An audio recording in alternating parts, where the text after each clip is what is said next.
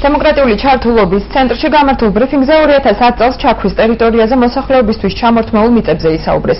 შეგახსენებთ, რომ აღნიშნულ ფართს ადგილობრივების საკუთრებაში ფლობდნენ, თუმცა კომპლექსის გამგეობის მიერ გაცემული საკუთრების მოწმობა 2010 წელს ბათუმის საკრებულომ გააბათილა. მაშინ აცხადებდნენ, რომ ტერიტორია მათ სახელმწიფო ინტერესებიდან გამომდინარე ჩამოართვეს, რადგანაც იქ ეთნოგრაფიული მუზეუმის მშენებლობა უნდა დაწყებულიყო.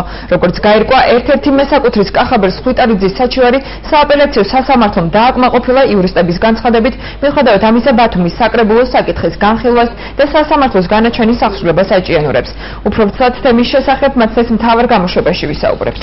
მაგრამ ეხლა დღეს გახმაურებული ლაკიევთან დიდმული და ადმინისტრაციული სააპელაციო საჩივარი დაკმაყოფილდა კახაბერ სხვიტარიძეს და ადმინისტრაციულ ორგანოს დაევალა ახალი ადმინისტრაციული აქტის გამოცემა.